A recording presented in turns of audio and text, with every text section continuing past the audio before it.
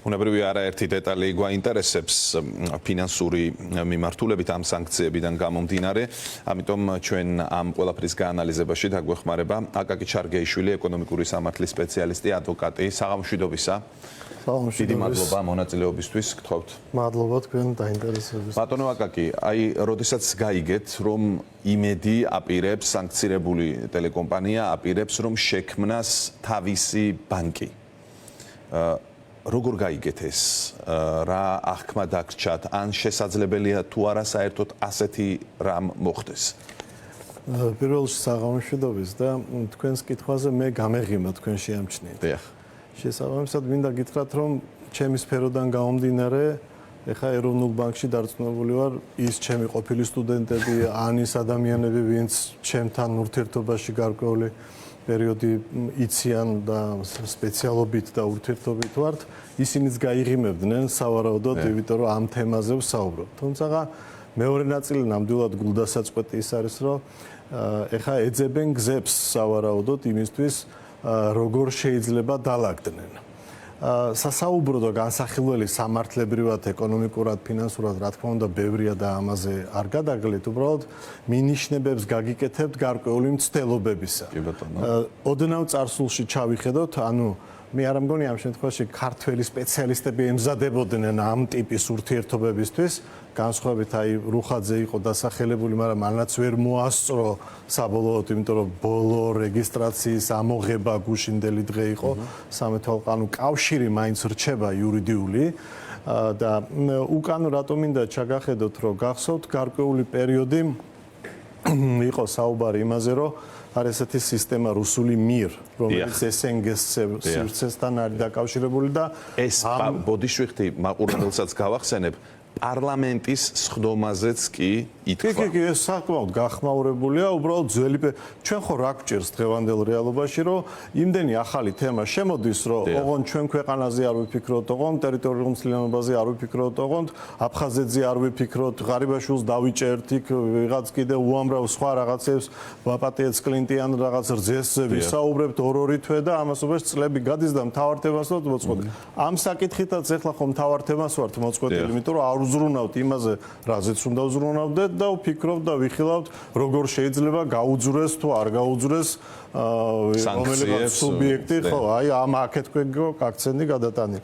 აი ეს გულდაწყვეტით გეუბნებით. რაც შეეხება კონკრეტულად დაბლა რო ჩავიხედოთ, ეს იმიტომ გითხარით, რომ იყო ეს მცდელობა, ანუ მირთან და ძალიან ბევრი ჩემგანაც იყო ამაზე გამოხმაურება და სხვა ჩემი მეგობრების და ნუ ამ სფეროში ვინც საქმიანობთ.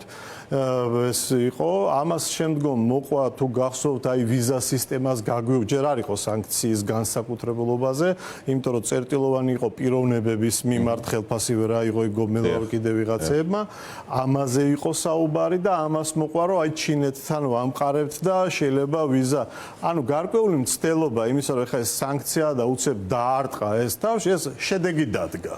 თორე რეალობა იმისა რომ რაღაც მცდელობები თუ კი ასეთი იქნება და გარკვეული შესაძლებლობები ეკონომიკური თუ ფინანსური ქვეყანას თუ პიროვნებას ეს ცოტა რთული შემთხვევაში გასამიჯნია, მაგრამ იყო დამერწმუნებით და ამის ისტორია ბოლო 2 წლის ისტორია ამას გვაჩვენებს. აქედან გამომდინარე, ეხლა ეს კონკრეტული საკითხი მე ვფიქრობ უფრო წერტილოვანი გასვლა არის ურთიერთობიდან, იმიტომ რომ საქართველოში არის იმის შესაძლებლობა, რომ მით უმეტეს დღეს ციფრულ სამყაროში ვართ, რომ რეალურად ლარის ურთიერთობები, თქვათ, საერთაშორისო სისტემის გარეშე მოძრაობდეს.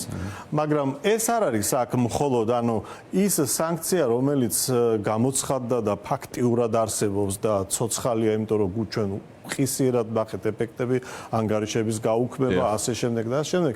ეს ჯაჭვური რეაქცია ეკონომიკა, ეს ერთი მთლიანია და არავინ იფიქროს ის, რომ თქვათ, თუ კი დასანქცირდა და რაღაც გვერდიდან ირიბად შეიძლება კავშირში იყო, ჯაჭვში პირდაპირ ყველა კავშირშია, ვინც კი შეიძლება შეხებაში მივიდეს. დიახ, აი ლარში მაგალითად ბანკ ქართულსაც შეუძლია დღეს ეს გააკეთოს. დაეხმაროს, ასე ვთქვათ, იმედს ფუნქციონირებაში, მაგრამ ის ამას არ აკეთებს. ბანკი არ გააკეთებს, არ გააკეთებს. დიახ. აი რა არის ის, რასაც ჩვენ გვეუბნებიან, რომ იმედის ბანკი ერქმევა. ეს არის პროპაგანდისტული გზავნილი ვინმეს დასამშვიდებლად, თუ ეს რეალურად მაინც შეიძლება განხორციელდეს, ოღონდ დასჭირდება ეროვნული ბანკის თანხმობა, ხომ ამას? ასეთ შემთხვევაში კიდევ უფრო დიდ შანსი ამოყობს თუ არა ქვეყანა თავს. ესე წმინდა ამ შემთხვევაში იურიდიული რეგულაციების კუთხით შევხედოთ. შესაძლებელია მე დაშვებას უშვებ, შესაძლებელია მოხდეს ისე რომ ეროვნული ბანკის თანხმობა არ დაჭირდეს, რატომ? იმიტომ რომ მე გამეღიმა დღეს ამაზე ფუჭი განცხადებაა თქვი, ანუ ბანკი ახალი შეიძლება არ შეიქმნას. თუმცა საქართველოში არიან მიძინებული, მინავებული ბანკები, ასე ვთქვათ, რომლებიც არც მოგებაზე არიან, არც ასე უბრალოდ არსებობენ. შესაძლებელია წილების ცვლილება მოხდეს. ეს ნიშნავს იმას, რომ ეროვნული ბანკის თანხმობა იქნება საჭირო არა ოპერაციების, საბანკო ოპერაციების განხორციელებაზე, არამედ საჭირო იქნება წილში ცვლილებებთან და ანუ რასაც ჩვენ არსებითად ვერ დავინახავთ, ხო? იმიტომ რომ ის დაშვება, სალიცენზიო დაშვება, რაც აკრძალვაშია, რაც დაბლიდან არის, ეს არის თანხმობის ნაწილი. შესაბამისად ეს მენეჯერება უკვე აქედან შევა, ქვევიდან და თუ კი ბანკს იმ შემთხვევაში, რომელიც შეიძლება ეს თქვათ, უკვე არსებული ბანკი იყოს, იმიტომ რომ ვიცით ახლა ბაზარზე უამრავი პეისერა ბანკი იყოს, სხვა და ვერ იმოქმედეს, მაგრამ არსებობენ. მსგავსი ვიღაც შეიძლება ესეთი ახლა რომელსაც ვერ ვასახელებთ არსებობდეს და სალარე ოპერაციებისთვის ანუ წერტილოვანი გატარებები შეიძლება ლარში ჩაურიცხოს მაგალითად იმეცროპული, მაგრამ ბატონო აკაკი, აი ეს არის აშკარად სანქციებისთვის გვერდის ავლა, ხომ? აი ბრიტანეთი, რომელმაც სანქციები დააწესა, იმიტომ რომ ეს სანქციები გატარდეს ცხოვრებაში, როდესაც ასეთ რამეს გააკეთებს აქ რომელიღაცა ის მიძინებული ბანკი, როგორი იქნება რეაქცია ბრიტანეთიდან? ეხლავე გეტყვით, ეს არის დიდ რისკზე წასვლა. რატო? იმიტომ რომ ჩვენი საბანკო კანონმდებლობა ქართული. დიახ. არ რეგულირდება მხოლოდ ჩვენი შიდა კანონმდებლობებით. ის ასევე რეგულირდება საერთაშორისო ნორმებით, შეთანხმებებით და კონვენციებზე შეერთების მარეგულირებელი ნორმებით. არის შეთანხმებები ბაზელი 1-ის, ბაზელი 2-ის ასე შემდეგ, რომელთაც რეგულაციური ნაწილი მე ჩვენ ვნერგავთ როგორც პრაქტიკას, პრაქტიკულად გამოვა რომ უზარმაზარ რისკზე არ მინდა ხა ძალიან მე პოლიტიკაში არ მიყვარს და პოლიტიკაზე საუბარი, წმინდა სარეგულაციო ნაწილზე რო შევაფასოთ, ძალიან დიდ რისკზე უნდა გაიაროს და შემდგომ ვინც იცის რომ ეს იმიტომ გაკეთდა, სხვათა შორის მაგთის განცხადება არის ძალიან საინტერესო.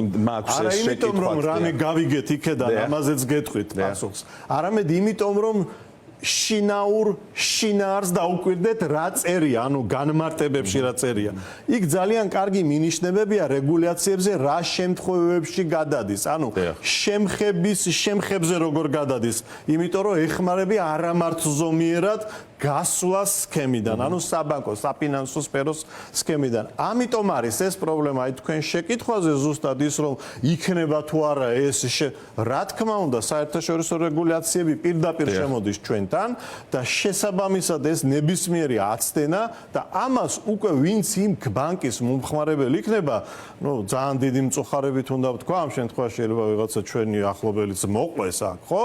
უკვე წერტილოვნად ფიზიკურ ანუ რაც აქამდე გვაქვს სანქციები გადავა ფიზიკურ პირებს. ანუ ის თუ იფიქრებს რომ ხელფასაკ ავიღებ და TBC-ში ან საქართველოში ან სხვა ბანკში მექნება ანგარიში და აქ გადავიტან მერე და რაღაცა. ეს არის სანქციების გვერდის ავლა, რომელიც ფიზიკურ პირებზეც გავრცელდება. ანუ ირიბის სანქცია პირდაპირ შეეხება და ეს იქნება კი ბატონო, ერთი შეკითხვაც ბანკებთან დაკავშირებით და მე მინდა სხვა თემას გადავიდე, უბრალოდ ამ თემაში დავრჩეთ, ოღონდ მაგთის საკითხი არის ძალიან საინტერესო.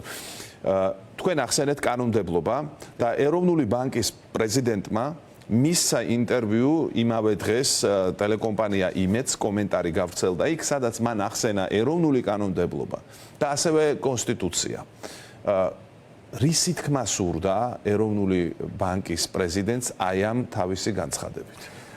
მოდით ესე მე ეს იყო მოწოდება თუ რამე სხვა რამე? გითხარით არ მიყვარს საუბარი, ეს უფრო მე ვფიქრობ ამ შემთხვევაში პოლიტიკური თანამდებობის პირი არის ეროვნული ბანკის ხელმძღვანელი, მით უმეტეს ინდულგენცია ყველაზე მაღალი აქვს საქართველოს მასშტაბით, იმიტომ რომ ეროვნული ბანკის კანონმდებლობა ეს არის ზემდგომი კანონმდებლობა ჩვეულებრივ რიგით თქვათ იგივე მაუწყებლის თუ სხვა კანონზე, იმიტომ რომ ის რეგულირდება სულ სხვა იერარქიით, ანუ თავისი კანონების გამოცემის უფლება აქვს, ამიტომ ძალიან მაღალი ინდულგენცია აქვს და ეს ნათქვამი იყო უფრო საზოგადოებისთვის, რომ აი კონსტიტუციურ მორჩილებაში ვიქნებით, მაგრამ ჩვენ აი ხა სულ 2 წუთის წინ ვახსენეთ საერთაშორისო რეგულაციები და ჩვენი კონსტიტუცია არც ერთ საერთაშორისო რეგულაციას არ უარყოფს. პირიქით ამყარებს და ამტკიცებს მას, აი პასუხადრო ვთქვათ, ამყარებს, იმიტომ რომ კონსტიტუცია ცნობს იმ საერთაშორისო, ანუ კონსტიტუციურად მიღებულ საერთაშორისო ნორმებს, რეგულაციებს, რომელშიც შევედით და ამყარებს. შესაბამისად, ჩვენ იმის შესაძლებლობაც გვაქვს, რომ თუ ჩვენს კონსტიტუციას რაიმე ეწინააღმდეგება, პირობითად, ხო? საკონსტიტუციო სარჩელმა დააკმაყოფილოს შემდგომში ეს რეგულაცია. პირიქით, კონსტიტუციურად ვართ შეერთებული საერთაშორისო აი ამ კონვენციებზე. კონსტიტუციამ დაუშვა 30 წლის განმავლობაში ეროვნული ბანკი 90, ანუ პირველი საწესდელო. ანუ არაფერი ის, რასაც შეერთებული ვართ, არ ეწინააღმდეგება საქართველოს კონსტიტუციას. რა თქმა უნდა, ეხლა თუ საქართველოს სამოქალაქო კოდექსით რეგულირებული საკითხი იქნება პირობითად, აი ცოტა მარტივად რო ვთქვა, ამაზე მაინც მაღლა დგას კონსტიტუცია და მაინც მაღლა დგას ის შეთანხმებები, რომლითაც ეროვნული ბანკი არეგულირებს თავის კომერციულ ზედამხედველობას. თქვენი შეფასებით ეს უფრო მაინც პოლიტიკური ინტერესებიდან გამომდინარე განცხადება იყო, ვიდრე რაღაც კომერციულ ბანკებთან ურთიერთობა. გაკეთებულიყო და რაღაც საზოგადოებისთვის მიწოდება იმისა, რომ პასუხი გავეცით, უფრო ეს რეაქცია იყო, თორე არანაირად კონსტიტუციასთან. კი ბატონო, ჩვენ სიუჟეტში ვისაუბრეთ იმაზეც კომპანიებს, რომელთაც ახლა აქამდე უწევდათ ურთიერთობა ამ ორ არხთან, ისინი რა მდგომარეობაში შეიძლება აღმოჩნდნენ. იქ რეკლამა არის, შემოსავლებია სხვადასხვა გზით, ეს ყველაფერი პრობლემური ხდება. რბილად რომ ვთქვათ. მაგრამ აი თქვენ ახსენეთ მაგთი და მე მინდა სწორედ ამაზე გკითხოთ, ბევრ ადამიანს გაუჩნდა დღეს შეკითხვა მაგთის აი ამ განცხადების გამო, დაბნეულობაც გამოიწვია და მთავარ შეკითხვამდე დავედით, ყველანი რისი თქმა სურდა მაგთის, როდესაც ვრცელი განცხადება გამოაქვეყნა, მაგრამ აქ ერთი ფრაზაც არის, საკითხი განხილულ უნდა იქნას საქართველოსა, მაუწყებლობის შესახებ საქართველოს კანონს გულისხმობენ და დიდი ბრიტანეთის სანქციების 2019 წლის რუსეთის სანქციების კანონმდებლობის ჭრილში. რაზე აქ საუბარი ამ განცხადებაში? პირველ რიგში მადლობა მინდა გითხრათ, ესეთი სწორი მიგნებით მიდიხართ, როგორც რისი განმარტებაც მინდოდა, როცა მაგთიზე დავიწყეთ. აქ საუბარი იმაზე, რომ ეს სამი მოცემულობა ავიღოთ. როგორც ვთქვით, საერთაშორისო ეროვნული ბანკი როგორც ორგანული კანონის ზემდგომი, რომელსაც სხვა რეგულაციების გამოცემაც შეუძლია, რაც საბანკო სისტემას დააკმაყოფილებს და ორგანული კანონის ჩარჩოში არ ყვება მაუწყებლის და მარეგულირებლის ამ შემთხვევაში, ანუ ვინც ტელევიზიებს და მასმედიას ზედამხედველობს, შესაბამისად ის სანქციები ხო სავალდებულო წესებია, რომელიც უკვე დადგენილია და აქ საუბარია იმაზე, რომ ეს ეროვნული, ანუ ჩვენს ირგვლივ რაც არის ადგილობრივი, აქ ეს არის ლიცენზიანტი, ხო? ანუ რეგულირება მაგთის საქმიანობა, ის სხვა არის რეგულირებადი საქმიანობა. ამიტომ ის ამბობს, რომ მე რეგულირების ჩარჩოდან როგორი მოწოდებაც მექნება, ამით ვიხემძღვანელებ, აი ამის თქვა მინდოდა. ანუ გარკვეულწილად არის იმედი, რაც განვიხილეთ იმისა, მტევის გარეშე ამ შემთხვევაში იმედი, იმისა, რომ თითქოს აი ეროვნული ბანკი შიდა კანონმდებლობაში იმ ინექციას გააკეთებს, რომ შესაძლებლობა იყოს, რომ რაღაც ხიდმა ზღვარმა გაიაროს. აი მერწმუნეთ, ძალიან მძიმე მდგომარეობაში ამ შემთხვევაში პირდაპირ ჩვენ ვართ, ნუ ჩვენ ახლა ირიბად, მაგრამ რაღაც დროს დაგვეწევა, მაგრამ იგივე რა ქნას ახლა მაგთემ, აი ძალიან მარტივად გეკითხებით. ეს არის საინტერესო. რა განმარტება უნდა გაეკეთა, რა გააკეთოს მაგ. ხო და ამიტომ დარჩა აქ ბევრი შეკითხვა. ესე იგი მაგთიმ დამიზუსტეთ, თუ კი რაღაც არასწორად თქვი და მაგთიმ თქვა, რომ მე მარეგულირებელმა უნდა მითხრას, როგორ მოვიქცევი? აი ეს არის მან დრო სანქციები, რომელიც შემოვიდა იმ პერიოდში ეროვნული ბანკის ნაწილი თუ იყო, არ იყო, ამ კუთხით არ ეხებოდა არც მაგთის და არც მაუწყებელს.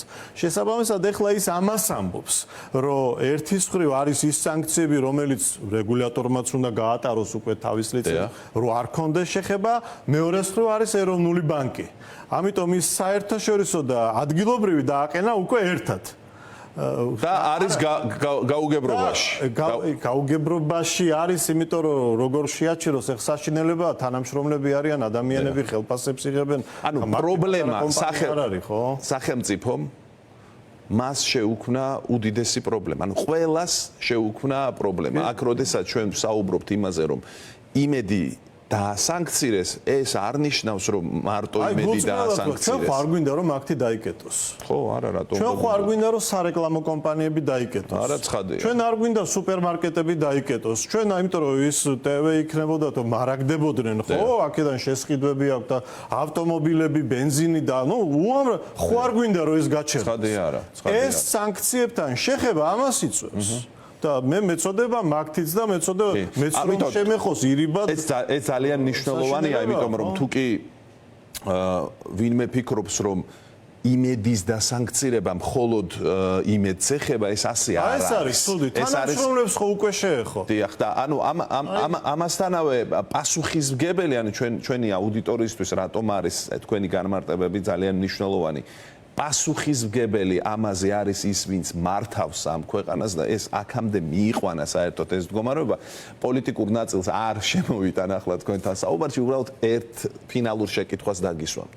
როდესაც ის ხდება, რასაც ახლა ჩვენ განვიხილავთ ქვეყნის შიგნით და თქვენ ახსენეთ, რომ აი ბევრი საკითხი ისე ეწევა ერთმანეთს, რომ აქცენტების გადაცემა. აი ამ სიტუაციაში, როდესაც ვართ, საერთოდ საქართველოს სამართლებრივად, ეკონომიკურად, კარგით, პოლიტიკურად გასაგებია, ნუ შევეხებით გნებავთ ამას, მაგრამ საინვესტიციო თვალსაზრისით ამას უყურებს ის ხალხი, ვინც საქართველოთი არის დაინტერესებული.